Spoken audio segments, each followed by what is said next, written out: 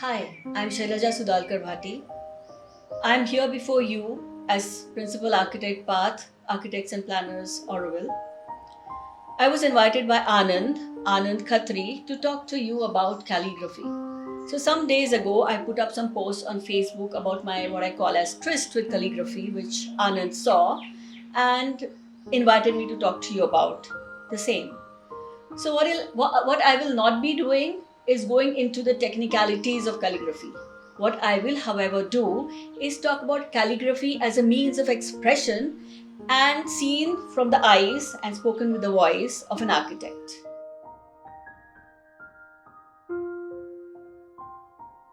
When we start our conceptual design is when we first need to really stretch and make ourselves transparent so that we are able to bring whatever needs to come down as in vision.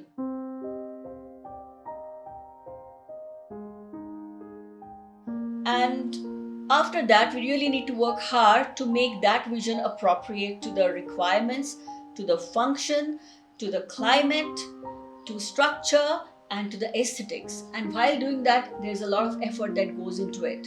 And then it goes to the clients, and then it has to be worked on further. So we need to stretch again and become transparent again so as to be able to take inputs from the clients, their aspirations, their visions, and their monetary limitations if there are.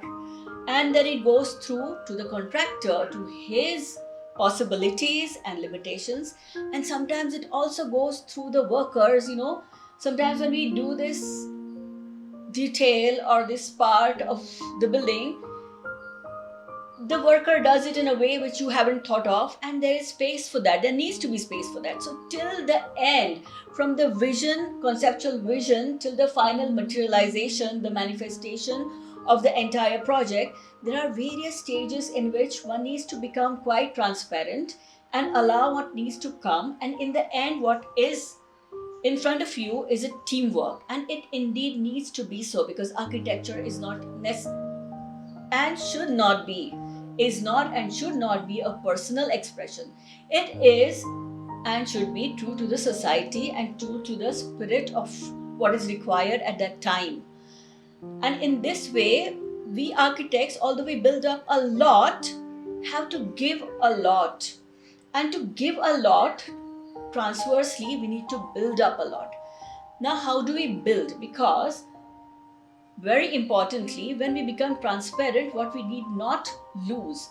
So we need to become transparent, but we don't need to lose. We don't need to lose ourselves. We need to hold on to who we are, to the truth of our being. Now, how do we do that? Because there's a contradictory requirement from us. Yes, in one way we are supposed to forget ourselves and put design in front of us. We need to put other people's aspirations, visions, requirements in front of us, and yet there's something of you that needs to go through, because if it doesn't, then it's not from you. So how does one work with that dichotomy? And what I feel is very important is to find out a firm base on which you can stabilize yourself, a stable base, so that at every time when you're becoming transparent, it's still you who is becoming transparent. It's not just nothing, or it's not something which is not developed.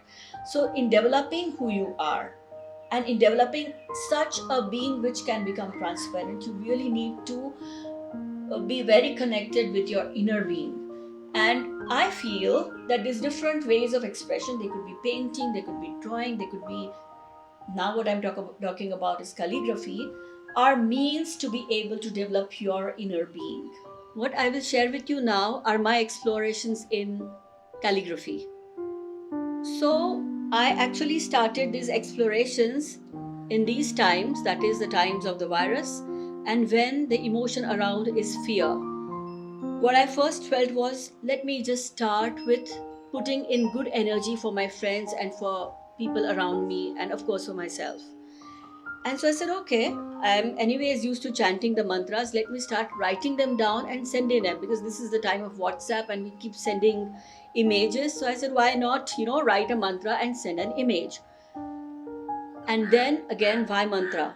Because somehow Sanskrit by itself, ever since I've heard this language, has kind of come to me in bits and snippets of the epics of Mahabharata and Ramayana and Kalidasa and the different shlokas and mantras.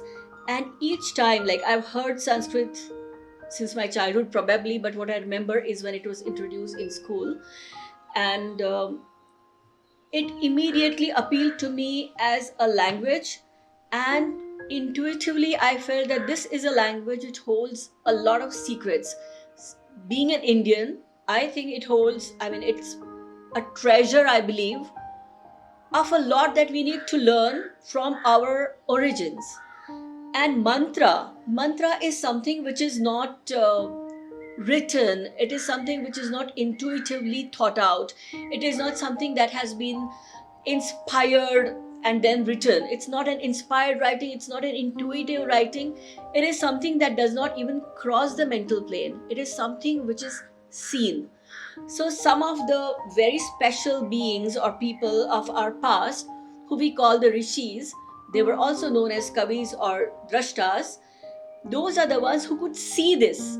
So they saw this mantra and they brought it down, and between seeing and bringing down there was absolutely no distortion. So what has come to us is purest form and a very strong form. And so I have a lot of faith in its strength and power. I'm sure Anand, who has done more detailed study of calligraphy and different writings, will be able to tell you more about it. Mine is more an intuitive way towards going ahead with it, and that's what I will maintain today in our talk. So this is the first mantra that I wrote, which is about health, happiness, and goodness for everybody. And then what I did was, I put a motif with it, which is my own doodle. So, we have a tendency to keep doodling, and our doodles do change from time to time, but there's something that remains constant. And right now I was doodling this. So I thought this is my expression of today here, and this is a mantra for everybody, and I put it forward. Now, as an architect, and as you would also see, we always see that the proportion, maybe this could have been longer, this is a bit more rounded, why don't I make it longer? So then I said, okay, let me try it in a different way, and then I'll show you the next form of it. So this is the next one. Here I have worked further on my doodle, and then I've made the lettering longer. And then I took a picture of it and I started evaluating it and seeing, maybe this line is something that is kind of creating a lot of limitation for me. I know the Sanskrit alphabet well. I know I'm not going to, make a bh into a m or vice versa. So why don't I, keep myself free from this line? And so I did the very next one, free from that line and with the motif as before. So what came here was, I said, why don't I start working with my sketchbook? And when I opened my sketchbook, I found my doodles from a year ago. And I said, well, I'm not the same as a year ago, but okay, let me see what I can do with these. So here is a doodle from a year ago, and which I have reworked on today with what I feel flows today. And this is what comes up with it.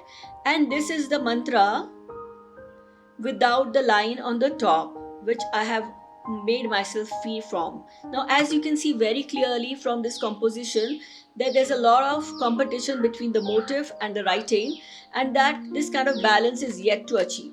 But as the mantra itself suggests, Purnamada Purnamidam, we are complete at any point that we are in. And this is something very important which I feel each one of us needs to remember, is that we judge ourselves just too harshly and just too soon, and we are not able to appreciate the place that we are in at the moment. And so I feel, just like this mantra suggests, and what doodling does, is allows us to be in the moment and appreciate the being in the now. So I will show you the next one after this. So this is the one after, where you see that there is a balance in the motif and the writing. So the motif follows a certain pattern and a certain chant, and the background becomes this, which is the Hanuman Chalisa, and which I also, when I was doing this calligraphy, I was also remembering people and letting the meaning of this chant reach them. And this is my way of, spreading what I feel is possible from my place where I am. And this way we go ahead. And then I started doing the Mahamrityunjaya Mahamantra, which is a very special one and my most favorite mantra.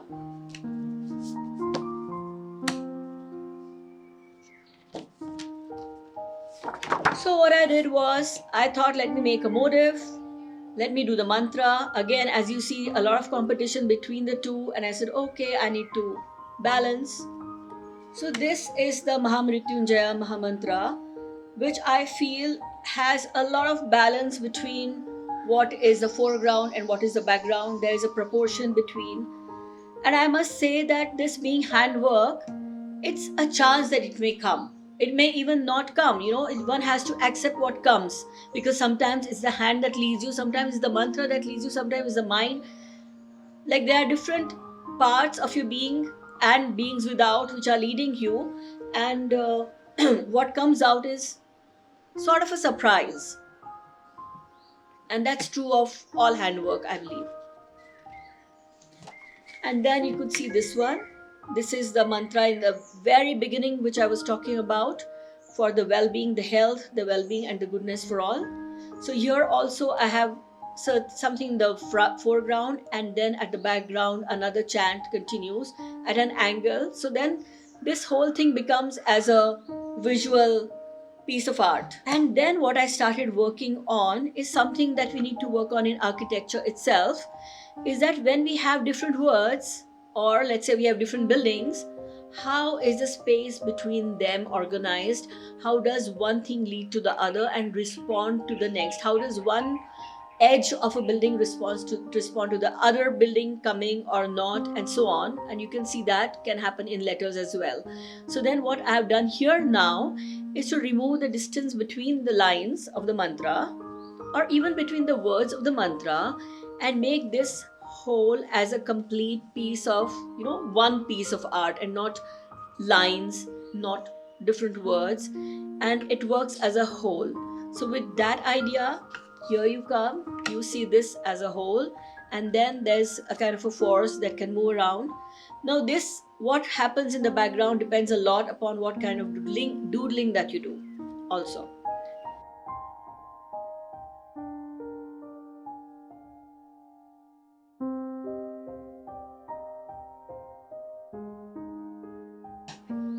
This is a mantra from Bhagavad Gita about Karma Yoga, and at the background is a chant about Krishna.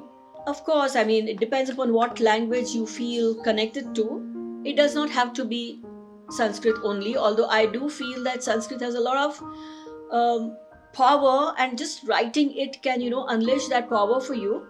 But that's really up to you to decide.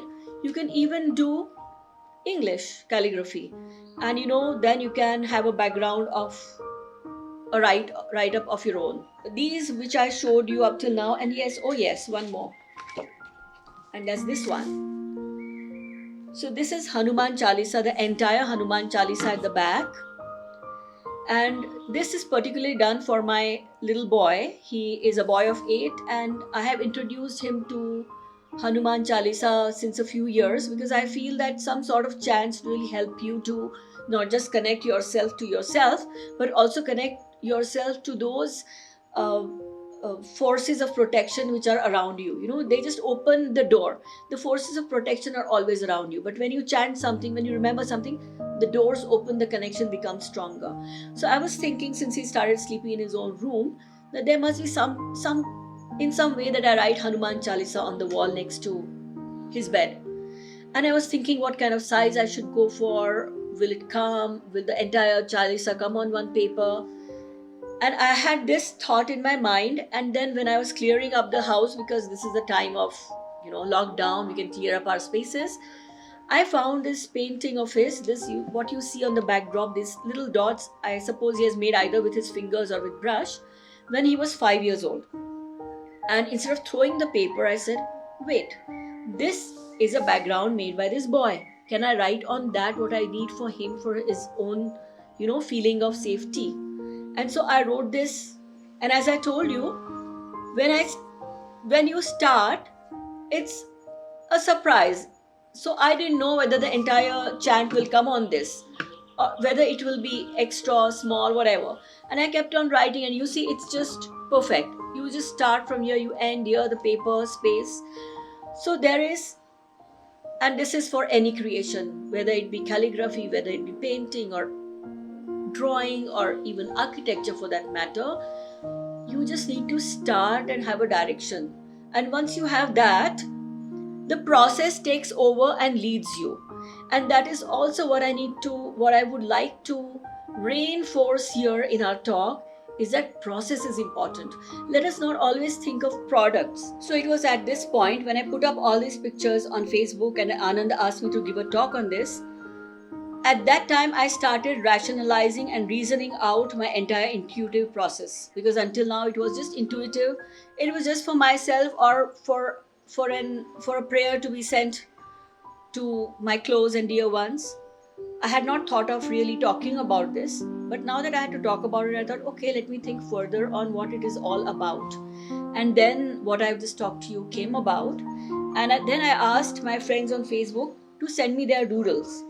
So what came through from Facebook, from my different friends, are all these doodles. So these are doodles by different friends, and they have sent me these.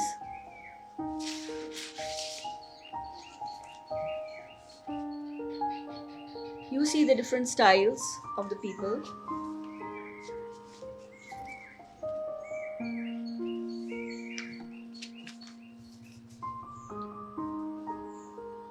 And what I did was to bring to you an idea that let us associate our doodles with what we believe in. Now, why are doodles so important?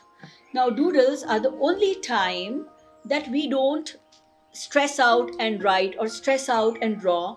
They mostly happen when we are not even fully attentive. When the lecture is going on, that's the time we doodle, so that we are, present in the moment.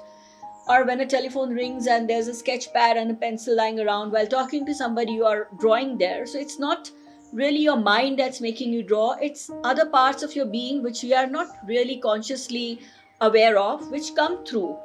And it is not just a coincidence that your doodles keep transforming as you keep transforming, from where you were into where you are now. And that, I feel, is a form of yourself which is most true, most joyful, delightful. You've done something without self-criticism, without analysis. And you know how difficult it is to draw a line on a piece of paper where the lecturer is going to see it, because every line that we draw is critiqued upon. Why is this line here? Why is it like this? Why is it not like that? And oh my God, is there such a stress to draw? But a doodle, well, it's something joyful.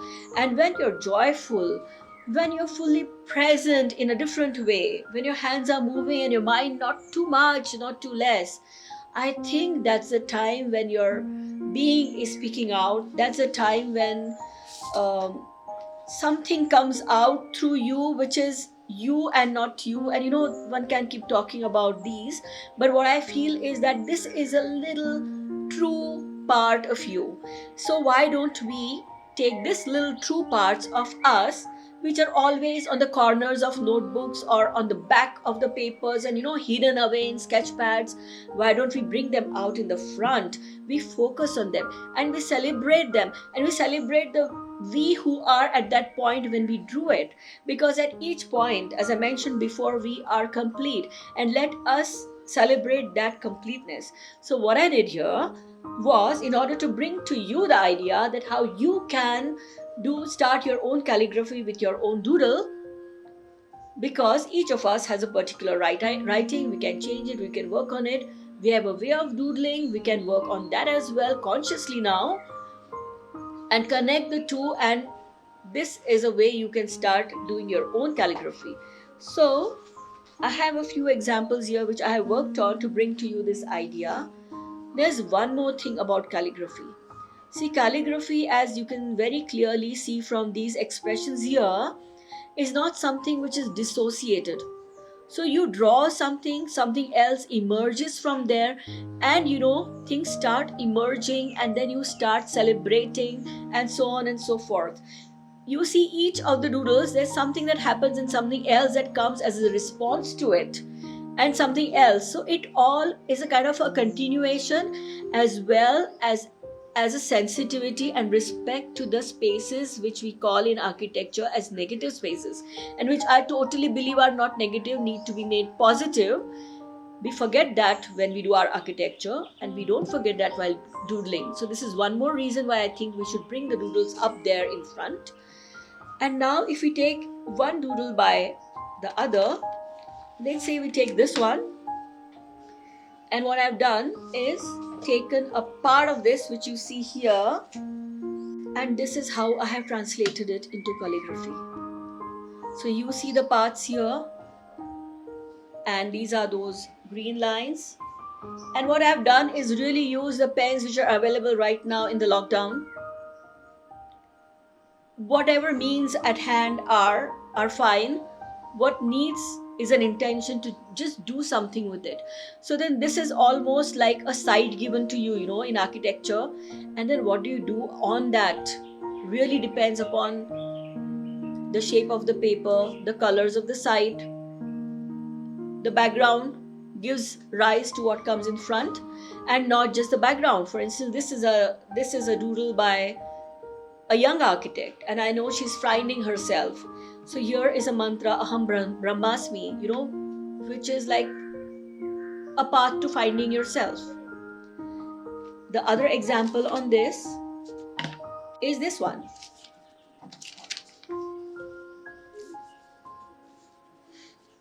So based on this doodle by a friend of mine, I have done this calligraphy. This is a mantra which reminds me a lot about her, because she's somebody who likes to put people together, bring people together in positive way. So this is a mantra about bringing people together, Sahana Vavatu Sahana Bhunaktu.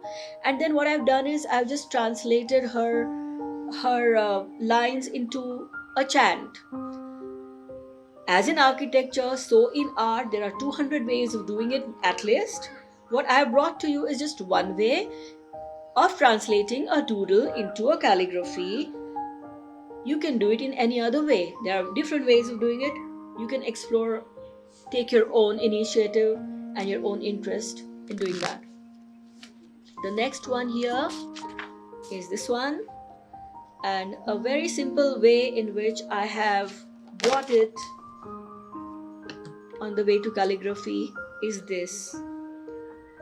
As I mentioned before, just one of the ways of doing it. This is what came to me. So this is a mantra. Also this was done at the time when she was meditating for the health of her loved one. And this is a chant also for the health. So I have kind of put these together. And there's one last picture which I will show you, which I've taken from this doodle here. So from this doodle here, again, this is a very young architect. She works with me. And I've taken her doodle here, made it on my sketch pad, and just put mantras from the Bhagavad Gita about, how the light illumines and removes the ignorance from inside. She's also somebody who's finding herself. So I've just tried to find an appropriate mantra for her. So this is the way in which one can, start doodling. If one has not started, continue doodling. Bring it to the front in your life and turn it into calligraphy, a form of expression that brings your most true expression at that point in a way that is most suitable at that time, with the instruments that are available to you, and which is entirely joyful, entirely not judgmental, and entirely free. I have shown you these as examples of how you can start, combining your own little doodles to your chant, whatever you believe in, whichever language it is. Connect the two joyfully. How simple actually it is to do it, that you don't need anything very specific to start calligraphy. You can start with the means and the instruments that you have right now at your disposal, with the paper that you have with you, any size. How important it is to bring that part of you in front, which is free, joyful, non-judgmental, flowing. And I feel we need to live more in that. We need to live more in the present. We need to be more in that state of being where we are joyful, we are productive, we are creative, and we identify ourselves with the process and not the product, and we respect the process at every point.